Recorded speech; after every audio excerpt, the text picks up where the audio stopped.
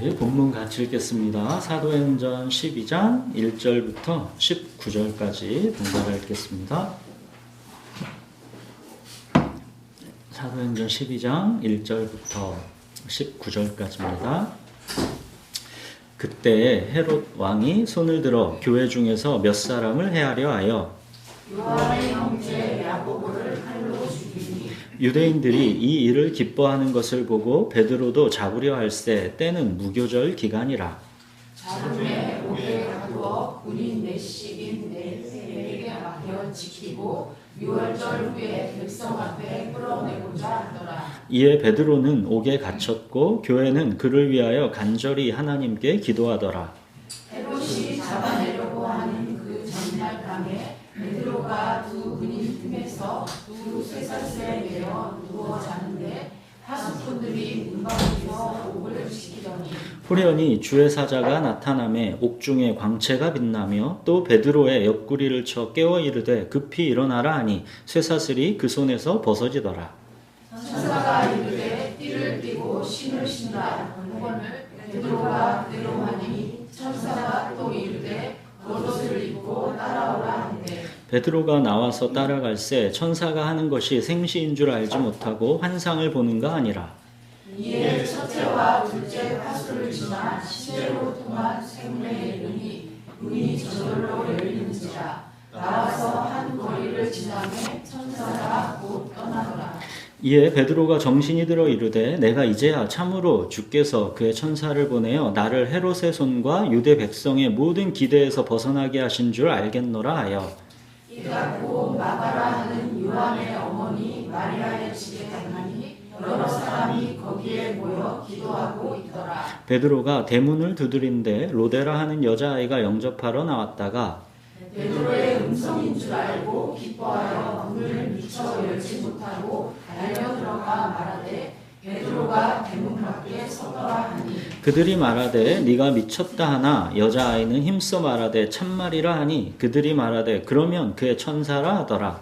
베드로가 문 두드리기를 그치지 아니하니 그들이 문을 열어 베드로를 보고 놀라는지라. 베드로가 그들에게 손짓하여 조용하게 하고 주께서 자기를 이끌어 옥에서 나오게 하던 일을 말하고 또 야고보와 형제들에게 이 말을 전하라 하고 떠나 다른 곳으로 가니라. 나이셈의 군인들은 베드로가 어떻게 되었는지 알지 못하여 적지 않게 소동하니 헤롯이 그를 찾아도 보지 못하매 파수꾼들을 신문하고 죽이라 명하니라. 헤롯이 유대를 떠나 가이사랴로 내려가서 머무니라. 네. 자, 1절 보십시오. 그때 헤롯 왕이 손을 들어 교회 중에서 몇 사람을 해하려 하여. 그때 그러죠. 어느 때입니까? 유대인과 이방인이 이제 섞여서 공동체가 된 최초의 교회. 사람들로부터 그리스도인이라고 불리워진 최초의 교회. 이 안디옥 교회가 세워지고 수많은 무리가 이제 주께로 돌아오고 바나바와 사울의 가르침으로 교회가 더욱 튼튼히 세워지고 그 안디옥 교회가 이제는 유대인 교회인 이 예루살렘 교회와 이 연합도 이루어지고 있는 자, 이 왕성한 하나님 주도의 교회 확장의 그때에 이제 이런 일이 있었다는 것입니다. 이렇게 교회가 점점 위협적으로 성장하기 시작하니까 유대 지역의 왕인 헤롯이 이제 손을 들어 교회 중에 몇 사람을 죽이려고 하고 있습니다. 지난주에 11장 21절에 주의 손이 그들과 함께 하심에 수많은 사람이 믿고 주께 돌아오더라 그랬죠. 주의 손이 그들과 함께 하매. 여기는 이제 그때 헤롯 왕이 손을 들어 교회 중에 몇 사람을 해하려 하여. 그러니까 교회를 두고 주의 손과 헤롯 왕의 손이 대결하고 있는 것입니다. 교회가 세워지고 자라는 것, 이 강력한 하나님의 의지를 세상 나라의 왕인 헤롯이 자기의 강력한 의지로 꺾으려고 하고 있는 것입니다. 헤롯이 이제 그래서 교회 중에서 몇 사람을 체포했고 그 중에 우선 요한의 형제 야고보를 참수시켰습니다. 성경에는 야고보가 여러 명이 나오는데 지금 순교한 야고보는 이 예수님의 12제자 중에 이제 요한의 형제 야고보입니다. 그리고 아까 17절의 야고보는 예수님의 동생 야고보입니다. 다른 야고보이죠. 예수님의 제자들은 이 요한을 빼고는 거의 모두 다가 순교했는데 예수님의 이제 제자들 중에 첫 순교자가 바로 이 야고보인 것입니다.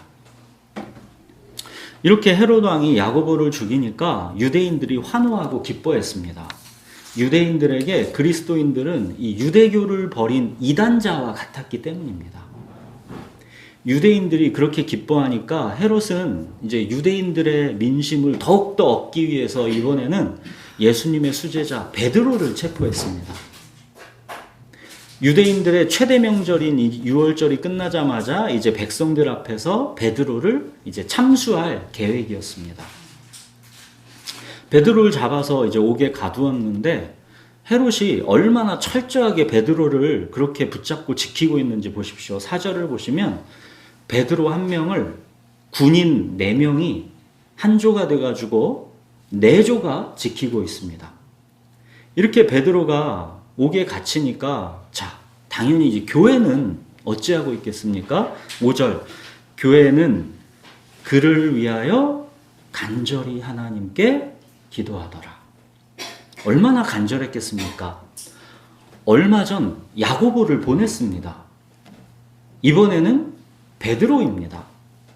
교회는 참으로 간절하게 하나님께 기도했겠지요. 여기 이 간절히라는 이 헬라어 원어는 에크테노스라는 단어인데, 그러니까 열심히, 맹렬히, 끊임없이, 지속적으로 그런 뜻입니다. 누가복음에서 예수님의 이 겟셋마네 기도에서 예수님께서 힘쓰고 애써 더욱 간절히 기도하시니 땀이 땅에 떨어지는 핏방울 같이 되더라 그랬죠. 간절히 기도하시니 그 간절히가 여기 에크테노스입니다. 또 베드로전서에서 마음으로 뜨겁게 서로 사랑하라. 이 뜨겁게 이 단어가 에크테노스입니다. 자, 그렇게 교회가 간절하고 뜨겁게 하나님께 기도할 때, 자, 무슨 일들이 이제 벌어지고 있는지 보십시오. 6절. 헤롯이 이제 잡아내려고 하는 그 전날 밤, 그러니까 참수당하기 바로 전날 밤이라는 뜻입니다. 이제 6월절이 끝난 겁니다. 이제 베드로는 이제 다음 날이면 자기는 참수당한다는 것을 알고 있습니다. 베드로가 지금 감옥에서 이제 어떤 상태인지 보십시오. 두 군인 틈에서 두 쇠사슬에 매여 누워 자고 있습니까? 그러니까 베드로가 자고 있으면 그 양쪽에 군인이 같이 자면서 한쪽에 같이 이렇게 수갑으로 같이 이렇게 채워져 있다라는 거죠. 도저히 이제 풀려날 수가 없게. 또 파수꾼들이 그 문 밖에서는 이 감옥에서 이제 또 지키고 있는 것이고. 지금 베드로가 처한 이 상황에서 자, 과연 구출될 수 있는 다른 길이 있겠습니까? 인간적인 어떤 방법도 다 막혀있는 지금 그런 상황인 것이죠. 자, 이때 근데 7절을 보십시오. 그때 자, 호련히 주의 사자가 나타나매 옥중에 광채가 빛나며, 모든 사방이 다 막혀있는 그 어둠의 순간에 호련히 하나님이 개입하시고 있는 것입니다. 지금 예루살렘에서 가장 어두운 이 흑암의 감옥, 이곳에 하나님이 개입하시니까 그 감옥에 광채가 빛나고 있습니다. 여러분, 이것이 교회의 간절한 중보 기도의 능력입니다. 우리 교회도 중보 기도가 뜨겁죠. 우리가 매주 금요일 새시면 비가 오나 눈이 오나 이 교회에서는 중보 기도회가 열리고 있죠. 하나님이 이 교회가 중보 기도하는 시간을 얼마나 기뻐하시는지 모릅니다. 자, 여러분, 우리 삶의 현실이 때로는 지금 이 베드로가 묶여서 누워있는 이 감옥과도 같은 그런 상황일 수가 있죠. 도무지 벗어날 수 없을 것 같은 복잡한 우리 삶의 엉킴과 감당할 수 없을 것 같은 삶의 무게에 자포자기하고 누워있는 그런 시간들이 우리에게 있을 수가 있죠. 그러나 호련히 하나님께서 우리의 삶을 뚫고 들어오시는 순간 그 어둠은 광채로 빛나게 됩니다. 여러분, 이것이 말씀이신 하나님께서 우리의 삶의 현실로 뚫고 들어오시는 순간인 것입니다. 여러분, 말씀은 다만 지식이 아닙니다. 어둠에서 빛으로 우리를 끌어내고 살려내는 하나님의 능력입니다. 말씀이 우리 삶의 현실을 뚫고 들어와서 어둠을 빛으로 바꾸는 것입니다. 이것이 신앙의 체험입니다. 이게 정말 신비한 거죠. 말씀, 그게 뭐라고? 그 말씀이 내 삶을 뚫고 들어와서 내 어둠을 몰아내고 내 속에 빛을 비춥니다. 감옥에 꽁꽁 묶여서 아무것도 할 수 없는 어둠 속에 있는 나를 실제적으로 구출해서 살려냅니다. 말씀은 다만 지식이 아닌 겁니다. 육신이 되신 말씀, 예수 그리스도, 기록된 말씀, 성경, 선포된 말씀, 설교. 이 말씀은 살아계신 하나님입니다. 말씀이신 하나님은 오늘도 우리의 삶을 뚫고 들어오시는 것입니다. 여러분, 기독교는 다만 지식, 관념, 철학 이런 게 아니라 우리가 하나님을 경험하는 것, 체험하는 것입니다. 내 어둠 속에 광채가 빛나는 실제적인 체험인 것입니다. 하나님 그렇게 말씀으로 우리의 삶을 뚫고 들어오셔서 어둠 속에 있는 우리를 빛으로 끌어내시는 것입니다. 이렇게 하나님을 경험하는 체험, 이 체험은 누구에게 일어납니까? 말씀을 간절하고 가난한 마음으로 사모하는 자에게 이 체험이 일어납니다. 말씀을 사람의 말로 받지 않고 살아계신 하나님의 말씀으로 받는 자, 이것이 믿음이고 말씀은 믿는 자에게 역사하는 것입니다. 저와 여러분에게 하나님을 경험하는 이 실제적인 이 체험이 날마다 풍성하게 있기를 바랍니다. 자, 이제 천사가 베드로의 옆구리를 쳐서 깨웠습니다. 베드로가 근데 참 태연하죠. 내일이면 참수당하는데 지금 옆구리를 쳐서 깨워야 깰 만큼 잠이 깊이 들어있는 겁니다. 베드로는 사실 어차피 예수님께서 나를 따르라 부르실 때 부활하신 예수님께서 베드로를 죽음으로 부르셨죠.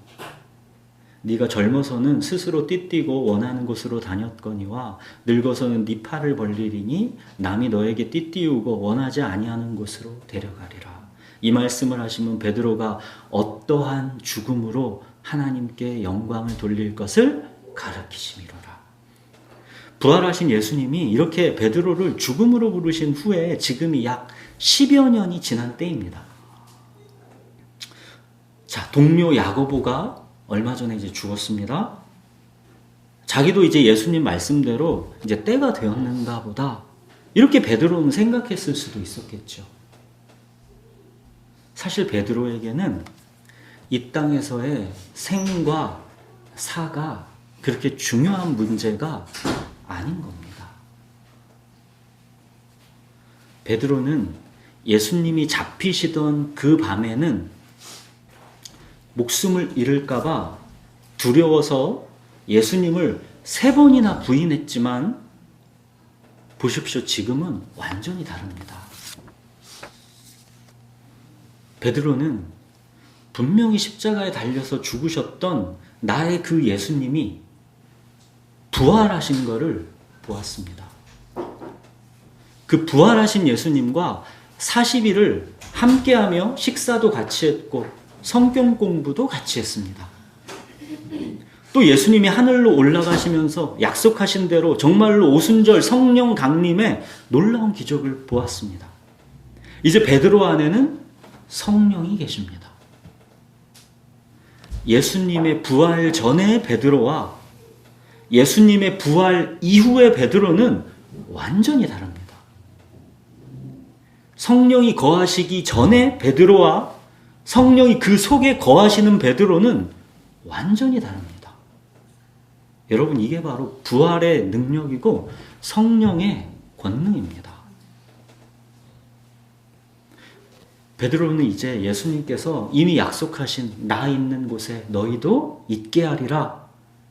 예수님이 이 약속하시고 가셨죠. 이 천국을 베드로는 간절히 소망하고 있습니다. 그러니까 내일 참수당하는 날인데도 밤이 이렇게 깊이 잠들 수가 있는 겁니다.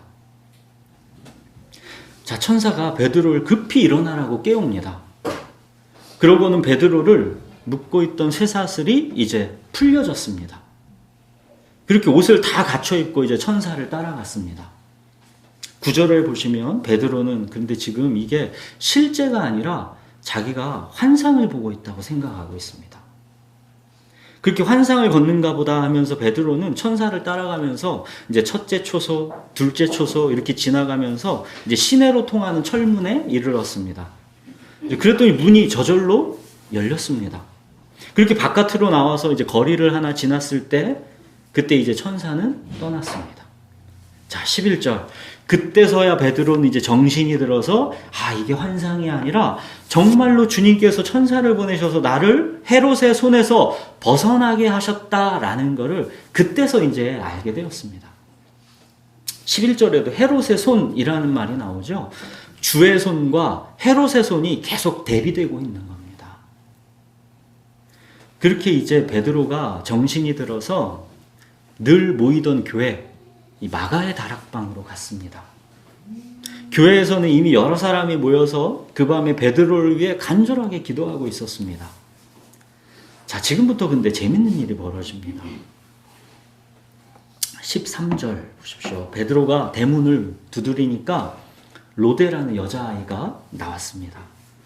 그랬더니 베드로 목소리가 들리니까 너무 기뻐서 이제 문을 미처 열어주지도 못하고 사람들에게로 막 달려갔죠. 베드로가 대문 밖에 와 있다고 베드로를 위해 간절히 기도하고 있던 그 사람들에게 말하니까 뭐라고 합니까? 15절. 네가 미쳤다. 로데라는 여자아이가 정말 힘써 말합니다. 그랬더니 그들이 이번에는 그러면 그의 천사인가 보다 그럽니다. 벌써 베드로가 죽어서 그의 천사가 왔나 보다 그러는 겁니다. 지금 이 사람들 교회에 모여서 베드로가 풀려나기를 간절하게 기도하고 있던 사람들입니다. 근데 막상 정말로 베드로가 풀려나왔더니 그 사실을 못 믿는 겁니다. 죽어서 천사가 왔는가 보다 하는 겁니다. 여러분, 이게 하나님과 우리의 격차입니다. 하나님께 베드로를 감옥에서 풀어내는 것은 쉬운 일입니다. 그러나 우리에게는 그렇게 간절하게 기도하고 있으면서도 막상 베드로가 풀려날 수 있다는 게 상상이 안 되는 겁니다. 이게 그도 그럴 게 얼마 전에 야고보를 위해서도 이 교회는 그가 풀려나기를 간절하게 기도했지만 그 기도가 응답되지 않았고 결국 야고보는 순교했었기 때문이기도 한 것이죠. 그렇기 때문에 베드로를 위해서 지금 간절하게 기도하고 있지만 정말 풀려날 수 있을 것이다라는 상상을 못하고 있는 겁니다.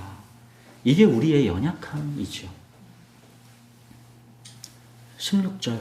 베드로는 이제 밖에서 계속 문을 두드립니다. 그랬더니 이제 그들이 가서 문을 열고 이제 베드로가 진짜 온 걸 보고 깜짝 놀랐습니다. 자, 여러분, 우리가 오늘 이 교회의 간절한 기도에 베드로가 기적적으로 구출되는 이 장면을 보았습니다. 여러분, 그런데 우리 삶의 문제가 베드로가 감옥에서 이렇게 기적적으로 구출된 것 같이 그렇게 우리가 기도하면 매번 응답이 됩니까? 여러분의 기도가 매번 그렇게 응답되든가요? 우리가 기도하면 병이 다 낫든가요? 여러분, 우리는 기도에서 구출된 베드로의 이 기도의 경험보다 기도했는데도 결국 순교한 야고보의 경험이 사실상 우리의 삶에 더 많지 않습니까? 왜 똑같이 헤롯의 손에서 야고보는 죽었고 베드로는 구출되었습니까? 교회는 야고보가 붙잡혔을 때도 야고보를 위해 간절히 기도했을 거죠, 당연히. 그런데 왜 하나님은 야고보가 풀려나기를 간절히 기도했던 교회의 기도에 응답하지 않으셨습니까? 그냥 하나님은 야고보의 순교를 왜 그냥 받으셨습니까? 여러분, 이것이 헤롯의 손과 주의 손이 대결해서 하나님이 패배하신 것입니까? 하나님이 힘이 없으셔서 야고보가 순교하는 것을 그냥 지켜볼 수밖에 없던 것입니까? 그게 아니라는 것이 베드로가 풀려나는 과정 속에서 이게 모두 다 설명되어지는 것입니다. 하나님께서 감옥에 묶여있는 베드로를 구출하기 위해서 군대를 동원하셨습니까? 무장 특공대를 보내서 헤롯 군사들과 한판 전쟁을 벌이셨습니까? 하나님은 그냥 천사를 보내서 쿨쿨 자고 있던 베드로 깨워서 그냥 데리고 나오신 것 뿐입니다. 하나님께 이거는 너무도 쉬운 일입니다. 우리는 대부분 그럼 이런 질문이 되죠. 아니, 그렇게 쉬운 일이면서 왜 야고보는 그럼 죽게 내버려 두셨는가? 아니, 그렇게 쉬운 일이면서 왜 우리 삶의 어려움과 고통은 그렇게 내버려 두시는가? 아니, 그렇게 쉬운 일이면서 왜 우리의 간절한 기도 제목에 하나님은 침묵하시는가? 여기에 대한 답은 베드로 구출하는 게 이렇게 쉬우신 하나님인데, 그러면 무엇이 하나님께 어려운 일인가? 이걸 우리가 아는 것에서 답이 될 것입니다. 여러분, 헤롯의 손에서 베드로를 구출하는 것이 참으로 쉬운 일인 하나님께, 그렇다면 무엇이 그토록 하나님께 어려운 일이겠습니까? 우리에게 주어진 이 삶의 과정을 신뢰하고 순종하는 것. 그 삶의 과정 속에서 온전한 믿음과 충성의 한 사람으로 우리의 존재가 빚어져 가는 것. 그 자체가 우리를 향하신 하나님의 목적이고, 이게 하나님께는 어려운 일입니다. 그렇게 간절하게 기도했는데도 야고보가 마침내 순교하고 말았을 때, 그게 하나님이 우리의 기도를 듣지 않으신 것이 아니라 하나님은 언제나 우리의 기도를 듣고 계신다라고 믿는 것. 우리의 원함은 야고보가 풀려나는 것이었지만 하나님의 뜻은 야고보의 순교를 받는 것이다라는 이 하나님의 주권을 믿고 따르는 것. 우리가 하나님을 이만큼까지 믿는 것, 이게 하나님께는 어려운 일입니다. 이거는 하나님께서 그냥 천사 보내서 뚝딱 베드로 구출해내는 것처럼 그렇게 뚝딱 해결할 수 있는 일이 아니기 때문입니다. 하나님이 모든 것을 이런 식으로 일하실 거면 선악과는 뭐하러 두셨겠습니까? 불순종이 가능한 우리의 자유의지를 뭐하러 주셨겠습니까? 그냥 순종만 할 수 있는 로봇을 만드셨으면 쉽고 편하지 않으셨겠습니까? 그러나 여기에는 하나님과의 관계인 믿음이라는 거가 개입될 여지가 없는 거죠. 여러분, 우리 삶의 현실 속에서 우리가 보이는 우리의 믿음의 반응이 그래서 이토록 하나님께 소중한 것입니다. 이 믿음을 하나님께서 얼마나 기뻐하시는지 모릅니다. 믿음이 없이는 하나님을 기쁘시게 하지 못하나니 하나님께 나아가는 자는 반드시 그가 계신 것과 그가 자기를 찾는 자들에게 상 주시는 이심을 믿어야 할지니라. 하나님이 보이지 않는 것 같은 우리의 삶의 현실, 그 삶의 이 과정 속에서 하나님이 계신 것을 믿는 것. 하나님을 찾고 구할 때 하나님이 우리의 이 하나님의 때와 방법으로 응답하신다라는 것을 믿는 것. 이 믿음이 하나님을 기쁘시게 하는 겁니다. 우리가 이렇게 우리의 삶의 과정 속에서 하나님을 신뢰하는 믿음, 이게 하나님이 가장 기뻐하시는 일이고 하나님께는 이게 가장 어려운 일입니다. 여러분, 삶의 과정을 신뢰하는 믿음은 인샬라, 이 운명주의와는 전혀 다른 겁니다. 이걸 운명주의라고 여기시면 안 됩니다. 운명주의는 기도할 필요가 없죠. 어차피 하나님 뜻대로 다 될 건데 기도가 무슨 소용입니까? 순교한 야고보나 구출된 베드로나 다 하나님 뜻대로 하실 거면 굳이 뭐하러 기도합니까? 운명주의는 이런 거죠. 이게 운명주의입니다. 여러분, 그러나 기독교는 이런 인샬라, 운명주의와는 전혀 다른 겁니다. 교회는 야고보를 위해서도 베드로를 위해서도 간절하게 기도했습니다. 하나님은 그렇게 교회가 간절하게 이 ektenos, 열심히 맹렬히 뜨겁게 끊임없이 지속적으로 기도하기를 원하십니다. 그 간절한 기도에 응답하기를 원하십니다. 그 응답에 행복해하는 우리의 모습을 보시며 기뻐하시고, 또 응답되지 않는 기도에 풀 죽어 있지만 그리 아니하실지라도 하나님 주권을 믿는다면서 다시 일어나는 용기와 믿음에 하나님은 감격하십니다. 여러분, 이것이 하나님께서 가장 기뻐하시는 우리의 믿음인 것이고, 이게 하나님께 어려운 일인 것입니다. 여러분, 이게 바로 하나님과 우리의 관계인 것입니다.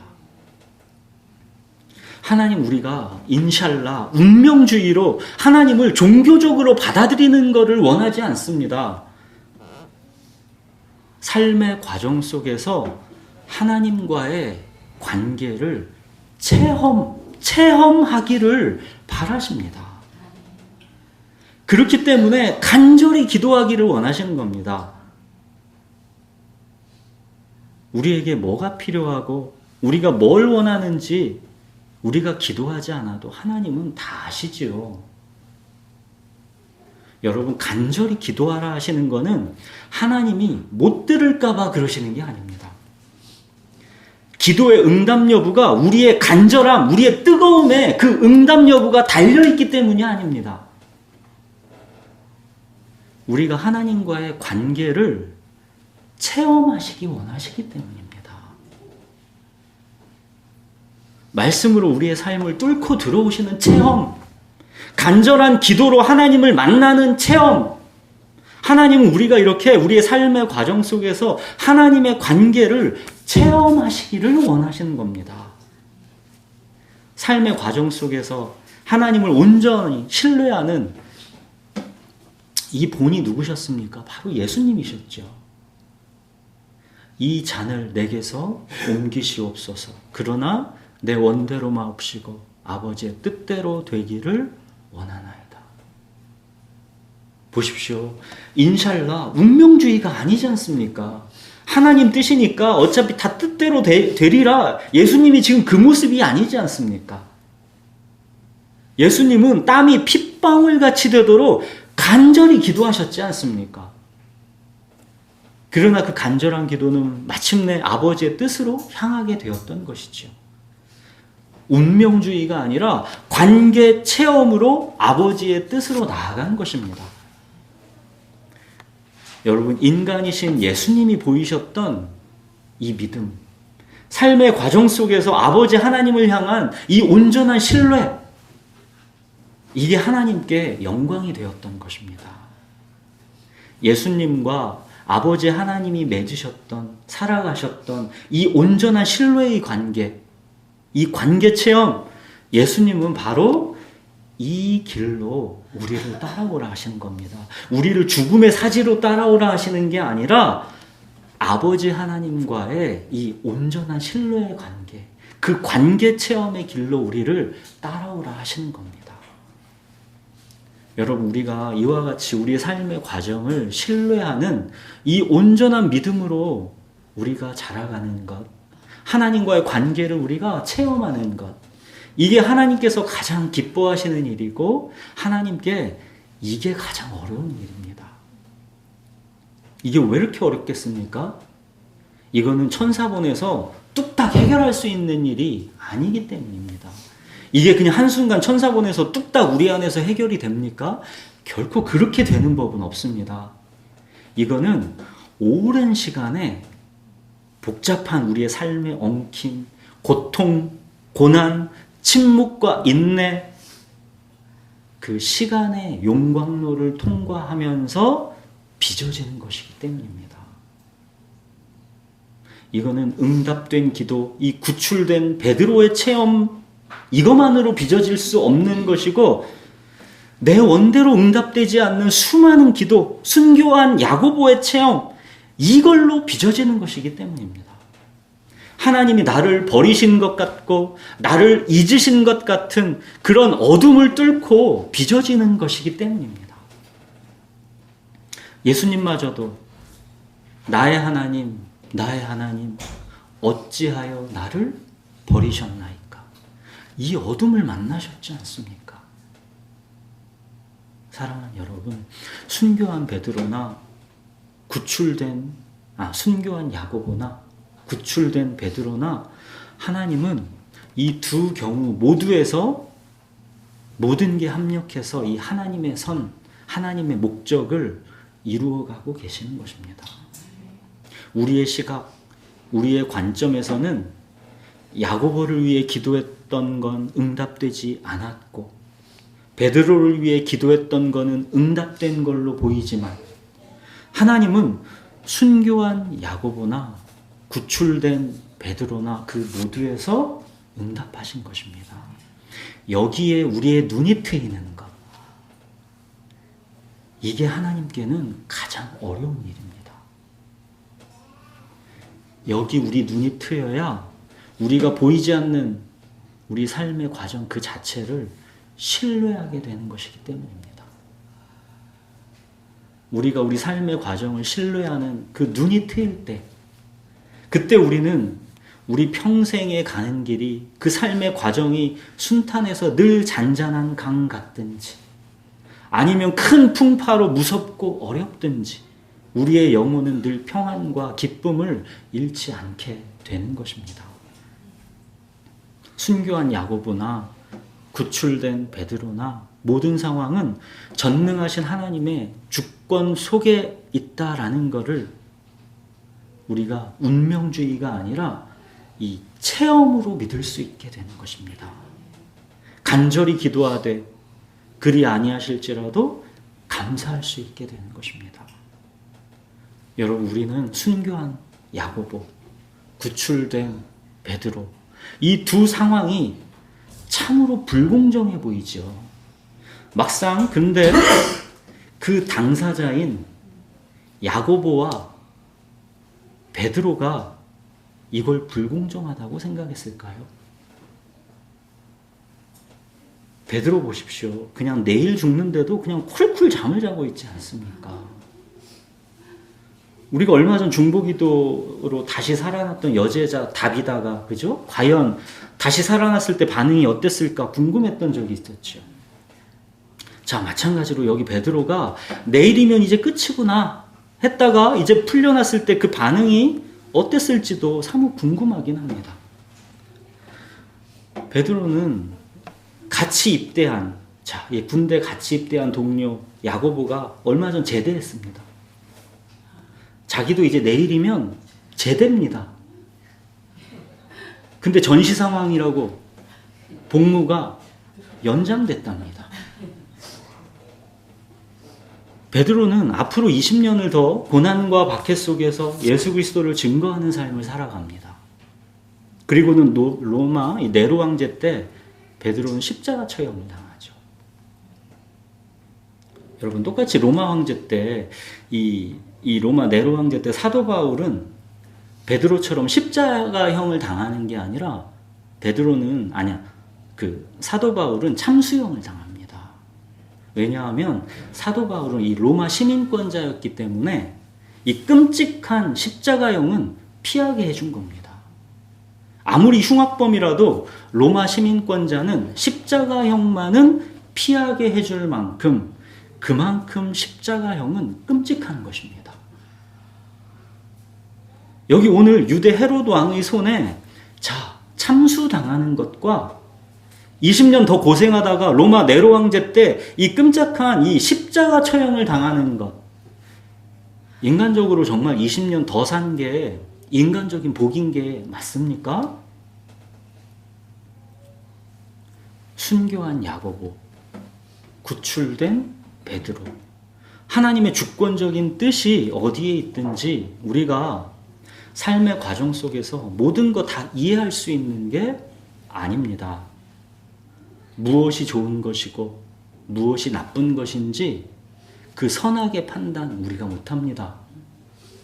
우리는 하나님께서 모든 것을 합력해서 이 좋은 것, 이 선으로 만들어 가신다라는 것을 우리는 신뢰하는 것뿐이죠.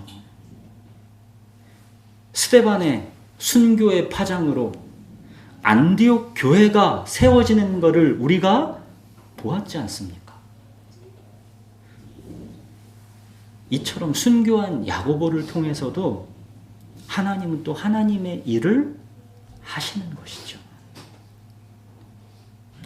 앞으로 있을 계속된 이 고난과 박해의 시간, 성도들이 그 시간을 견뎌낼 때 순교한 야고보는 왠지 모를 위로와 힘이 되지 않았겠습니까?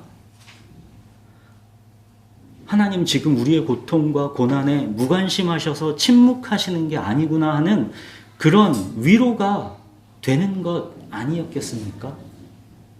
교회의 간절한 기도에도 불구하고 순교한 야고보, 이 이야기는 지금 저와 여러분에게도 우리의 응답되지 않는 기도, 우리의 응답되지 않는 기도에 대한 왠지 모를 위로와 안심을 주고 있지 않습니까? 사랑하는 여러분, 오늘 본문에서 순교한 야고보는 딱 한 절 나오죠. 나머지는 다 구출된 베드로 이야기죠. 이거는 순교한 야고보가 중요하지 않아서가 아니라 야고보의 순교가 하나님이 헤롯보다 힘이 없으시거나 무관심하신 게 아니다라는 것을 구출된 베드로의 이야기를 통해서 역설적으로 순교한 야고보를 설명해 주는 겁니다. 여러분, 하나님은 이렇게 말씀하시는 겁니다. 야고보는 왜 베드로처럼 구출되지 않고 순교하였는지 너희는 다 이해하기 어려울 거야. 그러나 그거는 내가 헤롯보다 힘이 없어서도 아니고 너희의 고통과 고난에 무관심해서도 아니야. 예수님의 십자가를 봐라.